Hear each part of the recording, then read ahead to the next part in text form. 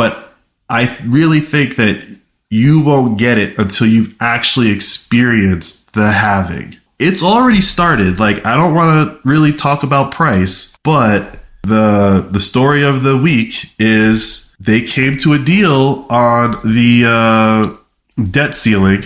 This whole Broadway show that they've been putting on for the past month and a half. The minute it's like official, Bitcoin's moving up.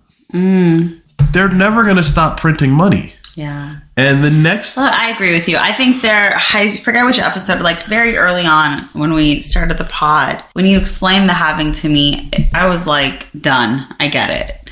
I believe you. It's just living in it, being a person where money, it's not, I'm not going to say money is a problem, but money is the problem, right? Having enough of it to make it, right? And be comfortable and happy and healthy and safe.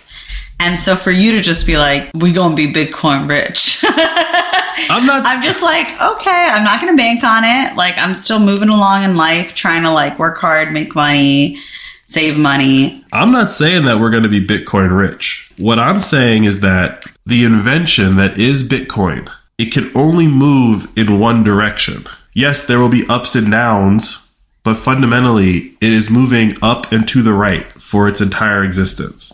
And that's because on top of Bitcoin having a like monetary value that we all relate to whatever currency we've been using our entire life, whether it's the euro, the yen, the pound, whatever, the dollar, right? That's what we see. Fundamentally, Bitcoin is giving us a way to measure human output. And to your point, yes, we could have like some major events that happen that will diminish human output, right?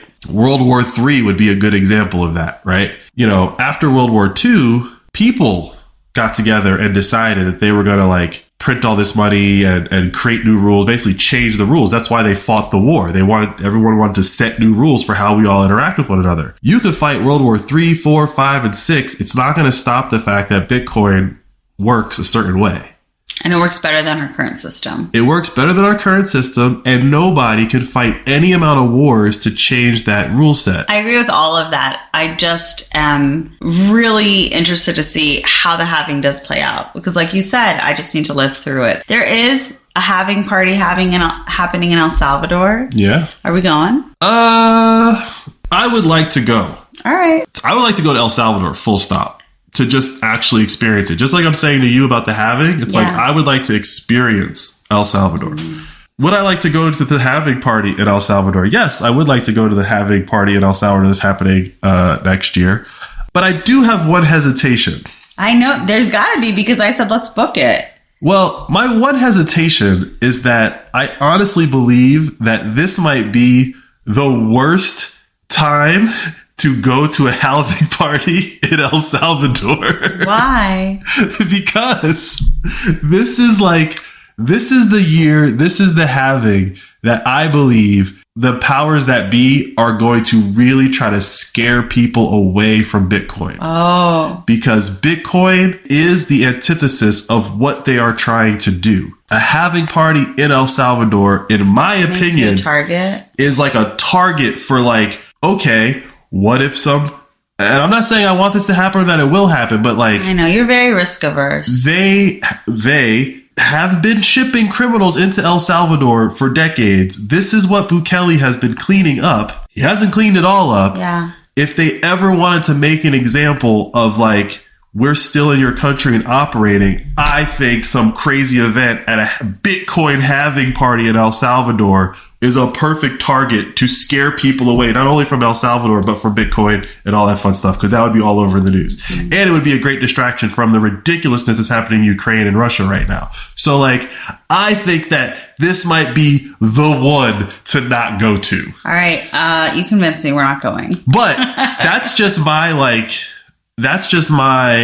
defense mechanism kicking in of like, how crazy are these people to try to scare people away from Bitcoin? And like all these, tech people just show up dead. Crypto people show up dead. I mean, there's that. Conspiracy theories around that. John McAfee was like the first big guy to kind of just show up dead after like praising Bitcoin. But I really think that like certain organizations, World Economic Forum and CBDCs and all that stuff that's happening right now, it's all the same group. They sound like they're different things, but it's all the same group of people that are trying to, they see what's happening. They see that the fiat system is collapsing. They're trying to prop up another system so that they can stay in power. And there's this thing now that says, well, we don't need a new system from you guys. We could just use this system. The more people believe in that new system, the more aggressive I think these people are going to get. And the fact that El Salvador has made it legal tender, they are so focused on El Salvador right now. Like there was a soccer event or something, and like there was a stampede or something, and people got trampled. That was in the news for like a week. I didn't see it, but okay. Well, if you're in the like El Salvador, like if you're a person that's paying attention to El Salvador, what was the one headline I saw that was like ridiculous? Somehow they managed to work Bitcoin into the headline of the stampede Bitcoin country. Has right? Yeah. That's what I'm saying is like any chance they get to throw Bitcoin onto a negative event and then push it out into the world, like they do. So I think a halving party, red wedding at a halving party, like that would just, no. All right. Never mind. But that's just me. Like, again, I think these people are crazy. I think they would do something like that. So that's why I don't want to go. I hope nothing happens. Nothing probably will happen. And then I'll go to the next one. Sounds like a plan.